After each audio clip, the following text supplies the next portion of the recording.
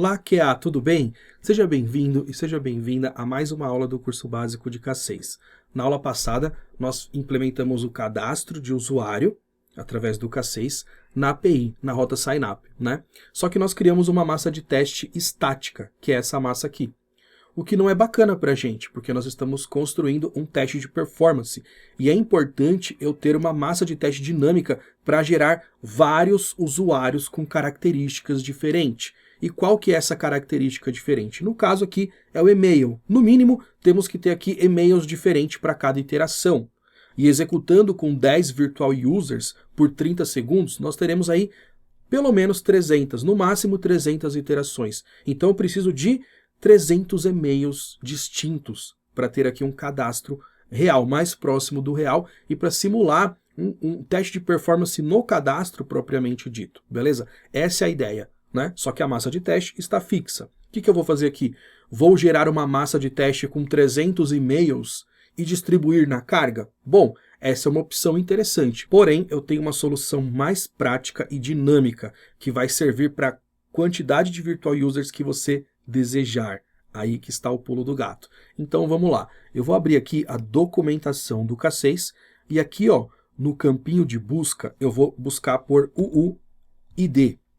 Isso aqui, o que é o UUID? É um módulo que faz geração de identificador dinâmico. Quando a gente faz essa busca, ele traz aqui essas duas primeiras opções, UUID V4 e Generate UUIDs, beleza? Vou falar IDs em vez de ID, tá bom?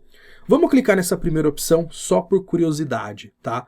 Clicando aqui, ele traz pra gente o módulo UUID, tá? Esse módulo aqui é um módulo JavaScript que gera o identificador dinâmico pra gente. A gente pode usar a informação desse identificador para formatar um e-mail fictício pra gente, tá? A gente pode construir isso e na verdade é isso que nós vamos fazer. Porém, esse módulo aqui, do jeito que você está vendo esse código, talvez não seja a melhor solução para a gente. Talvez não. Na real, não é a melhor solução. E eu vou te explicar o porquê. Porque se eu importar isso aqui no nosso código, veja que nós estamos pegando um módulo que vem da internet, ó, jslibk6.io. E aí a gente vai ter o quê? Uma dependência de uma conexão com a internet no nosso teste de performance. Isso pode onerar a performance. A ideia é a gente construir um identificador dinâmico que não tenha nenhuma conexão externa, para que tenhamos realmente conexões somente no software que está sendo testado, que no caso é a nossa API. Então essa solução realmente não dá, mas é interessante a gente conhecer, beleza? Então eu vou fazer o seguinte, eu vou voltar aqui em cima para o campinho de busca e vamos buscar pelo termo UUID de novo. E aí eu vou clicar aqui, ó, em Generating UUIDs. Clicando aqui, nós temos uma documentação que mostra como a gente pode extrair o módulo UUID e deixar ele interno dentro do nosso projeto. Por quê? Porque esse módulo é Node, e como eu venho falando, o K6 não trabalha com Node, ele não funciona na plataforma Node. Só que os módulos Node, na sua grande maioria, são feitos em JavaScript.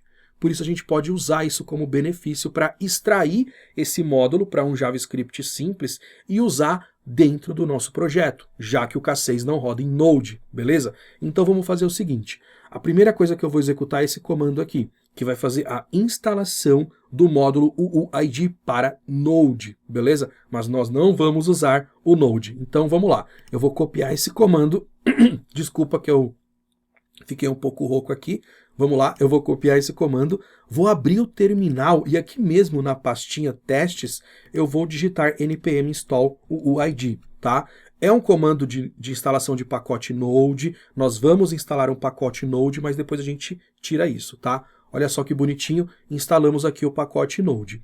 Agora, perceba que no Visual Studio Code, nós temos aqui a pasta Node Modules. Por quê? Porque eu instalei um pacote Node. Tá bom? Só que é aquilo que eu falei, mais uma vez, né? Eu vou falar isso por várias vezes, por diversas vezes, para ficar muito claro para você. Não adianta eu tentar importar um pacote Node aqui no nosso script. Não vai rolar, tá? Então o que a gente faz? A gente segue aqui a documentação, ó. O Browserify é um módulo que consegue exportar o módulo Node e transformar ele em JavaScript puro. Então eu vou copiar esse comando e vou colar aqui, ó.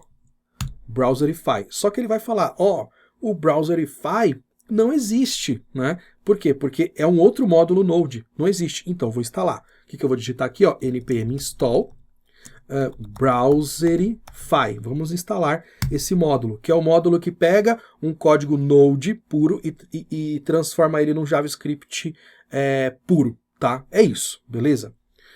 Bom, vamos esperar a instalação. Ele vai instalar isso na pasta Node Modules do nosso projetinho de teste aqui, tá? Isso é fato, vai instalar bonitinho. Olha só, mais um pouquinho. Esse aqui é um pouco maior, né? Ele ocupa mais espaço, mas por isso que está demorando, mas não tem problema. O importante é instalar. Ó, instalou bonitinho. Agora nós vamos executar o comando de novo, Browserify. Só que o que eu vou colocar aqui? Eu vou acrescentar no começo npx, tá? Porque eu instalei ele local na pasta testes, tá bom? E o npx é para rodar o módulo Node local do projeto. Teclando Enter, ele vai fazer a geração desse arquivo aqui, ó, UUID, tá? Eu vou explicar para você de novo. O Browserify é um módulo que pegou o código Node do módulo UUID e transformou num código simples em JavaScript, tá? É isso que ele fez. Ele fez aqui uma portabilidade. Bacana? Fechou. O que eu vou fazer agora? Eu vou vir aqui, ó, no Visual Studio Code, e agora eu posso apagar a pasta Node Modules sem medo, ó. Vou apagar ela, se o Windows deixar, né? Porque às vezes o Windows não deixa. Bom, nesse caso deixou, tá? Apagou bonitinho. Vou apagar esse arquivo package.lock.json, que é coisa de Node, e vou apagar o package.json, que também é coisa de Node. E com isso nós ganhamos esse arquivinho aqui, ó, uuid.js. Perfeito? Beleza.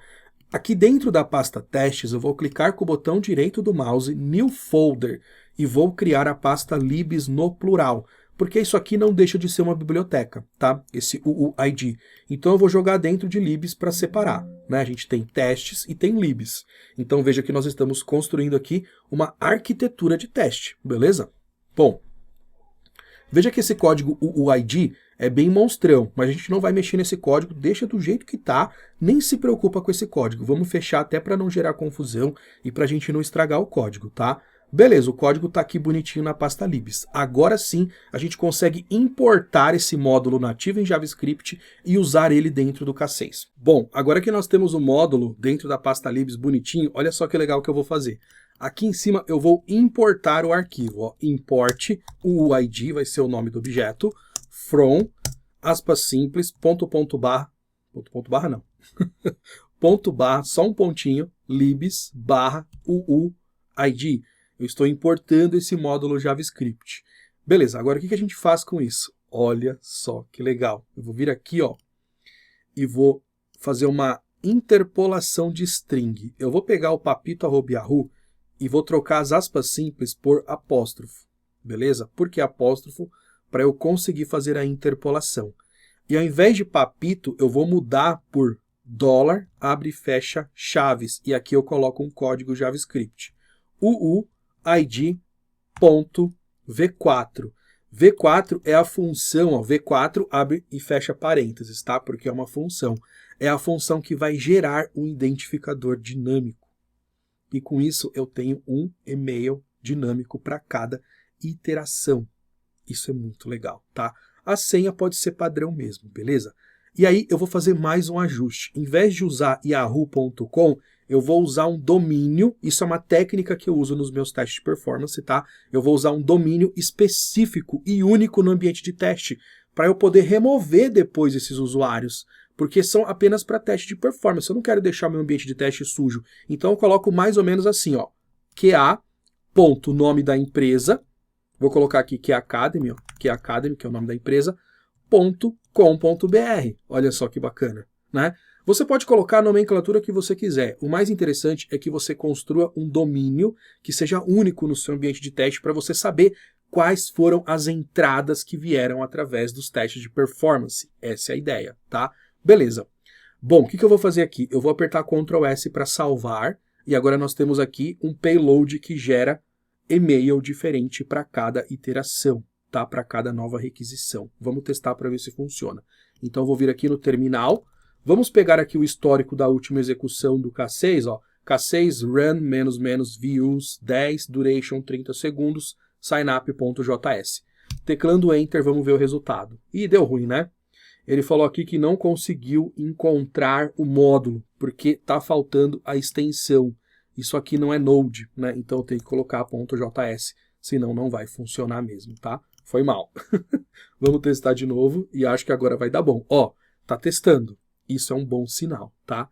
E nós temos o console log. Então ele está gerando aqui, está executando os testes de performance e também está colocando aqui o resultado, tá? Não tem problema. É interessante a gente ter deixado, porque a gente vê que ele está criando e-mails dinâmicos mesmo. Para cada rodada é um novo e-mail, é um e-mail diferente, né? Que é um identificador, é um guide. A gente pode chamar isso de guide ou de identificador. Vamos chamar de identificador, tá? É um identificador único, @qa.qacademy.com.br. E olha só, todos os testes passaram. E nessa rodada, quantos cadastros foram criados? 100 cadastros. Tivemos aqui 100 iterações. Olha só que da hora. 100 iterações, 100 cadastros, né?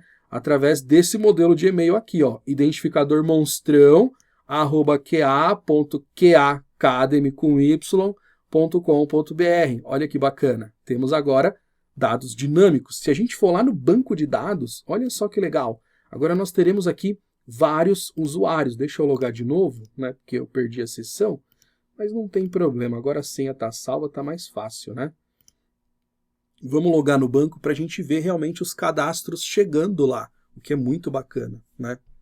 Vamos lá, ó. Beleza, ó. Entrou, Collections, já veio direto para Collections, o que é bom, né? Porque ele pegou a última sessão. E olha só, olha quantos cadastros nós temos aqui, ó, com e-mails dinâmicos. Agora sim nós temos um teste de performance bacana, porque realmente está cadastrando usuários distintos. Cada virtual user tem a sua própria massa de teste única, né? Bom, olha só que legal. O e-mail ficou monstrão, né? Ó. E-mail monstrão, @qa.qacademy.com.br, né? Beleza. Tem um ponto aqui que me incomoda. É o fato do e-mail estar monstrão. Está muito grande. Isso aqui me incomoda um pouco. Não é um problema para o teste de performance, porque o formato do e-mail está correto, não tem problema nenhum, tá? Só que visualmente não me agrada tanto, tá? Eu olho isso aqui e falo, tá meio grande, não curti não, então dá para dar uma melhorada. O que a gente pode fazer? Olha só que legal. Eu vou copiar aqui o e-mail que foi gerado de qualquer teste mesmo, tá? Vou copiar o valor e vou colocar aqui no nosso código só como base para a gente entender a estrutura, beleza? Eu vou tirar o @qa.qacademy.com.br, vou tirar isso e vou deixar somente o identificador.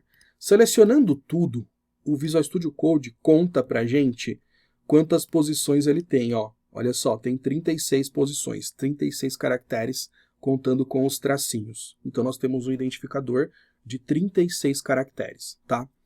O que eu quero aqui é somente o último conjunto de caractere, somente esse último conjunto. Então, se eu pegar do primeiro até o tracinho, antes do último conjunto, eu tenho aqui, ó, 24 posições, beleza? 24 posições. Por que eu estou fazendo essa continha? Porque olha só que legal que eu vou fazer. Aqui na função v4, eu vou fazer o seguinte, eu vou chamar uma função nativa do JavaScript, que é a função substring, e vou falar para ele cortar os primeiros 24 caracteres, fazendo com que eu tenha somente o último bloco. E ainda assim eu vou ter dados dinâmicos e únicos na criação dessa massa, tá? Ctrl S para salvar, e aí eu vou vir aqui no banco e vou fazer o seguinte, eu vou apagar a coleção, que é como se fosse uma tabela, tá? É que o banco de dados é não relacional, collection é como se fosse uma tabela. Eu vou apagar a collection users, vou dropar, porque eu vou apagar os usuários que eu acabei de gerar através do teste de performance, isso para limpar o ambiente, beleza? E aí voltando aqui, ó, para a aba da aplicação, eu vou tirar a aplicação do ar, coloco a aplicação no ar de novo para recriar a estrutura de dados, e agora eu vou rodar mais uma vez os testes de performance. Como nós temos o console.log, o script vai trazer para a gente todas as massas que estão sendo criadas durante a execução. E nós já estamos vendo aqui que agora ele está montando o e-mail somente com o último bloco do ID dinâmico, o que é interessante porque agora nós temos um e-mail um pouquinho mais enxuto, num formato um pouco mais fácil até para a gente fazer análise e tudo mais, né? E agora faltam aqui 25 segundos, né, para terminar. 3 segundos, 2 segundos e terminou os testes. Executou com sucesso. Só que tem uma informação aqui que é bem curiosa. Olha só que interessante. Foram feitas nessa execução 90 iterations. Provavelmente foram cadastrados 90 usuários, com 10 virtual users simultâneos durante 30 segundos. Mas por que o resultado agora foi 90, se na execução anterior foi 100? Temos que levar em consideração que a nossa API, mesmo estando local e testando local, aponta para um banco de dados que está na nuvem, e a conexão com a internet influencia na quantidade de iterações, inclusive no response time, né? na resposta de cada requisição, no tempo de cada requisição. Se você olhar aqui no HTTP Duration, veja aqui ó, que nós tivemos uma média de 2,39 segundos para cada requisição, e um mínimo de 2,02 segundos e um máximo de 4,8 segundos. Tiveram requisições aqui que demoraram 4,8, quase 5 segundos para dar uma resposta. Por isso que tivemos 90 iterações, porque as requisições aqui demoraram um pouco para ter a resposta. Para mim, passou de 2 segundos já não está bom. Tem que ser até 2 segundos. Então, a performance da API não está tão boa, mesmo levando em consideração que o banco de dados está em num data center, não está local no meu computador, está na nuvem. Mesmo levando isso em consideração, ainda assim eu acho que a performance não está boa, tá? Deveria responder no máximo estourando 2 segundos. Isso é uma boa resposta para uma API no ambiente produtivo, no ambiente real. Mas isso é algo que a gente vai tratar mais para frente, tá? O que eu quero que você entenda aqui é a quantidade de iterations. Ela é gerada e influenciada por vários fatores, né? Ah, mas nos testes que a gente fez com massa de teste, gaguejei, volta. Ah, mas nos testes que a gente fez com massa de teste fixa, antes de ter aqui o dinâmico, lembra disso? A gente teve aqui umas 280 iterations, na verdade. Por quê? Porque só cadastrava um único usuário e depois a API ia devolvendo duplicado, onde a performance dessa validação é muito maior. Aqui nós temos todos os cadastros com sucesso, todos os e-mails sendo inseridos no banco. Então a gente tem o quê? O maior processamento do software. Então tudo isso é levado em consideração. Tanto é que se a gente for lá no banco de dados e dar um refresh, olha só que interessante, nós tivemos realmente, ó o total de documentos, realmente 90 cadastros. Então assim, o teste de performance está rodando bem, o HTTP Rec Duration, que é o response time, não está tão bom, realmente ele não está bom, mas ainda assim a aplicação está funcionando e não está devolvendo nenhum erro, o que é interessante para a gente. A aplicação não está tão rápida, a API não está tão rápida, porque ter no máximo aqui 4,8 segundos, quase 5 segundos, é um fator importante para a gente levar em consideração que não passou no teste de performance, mas ainda assim todos os usuários foram cadastrados. Beleza? Então a gente tem que levar isso em consideração, tá? Mas é algo que a gente vai tratar mais para frente, porque o foco dessa aula foi fazer com que tivéssemos massa de teste dinâmica, ou seja, uma massa boa para fazer todos os cadastros, independente da quantidade de virtual users e da duração do teste de performance. Beleza? Espero que você tenha gostado. Um forte abraço. Tchau, tchau.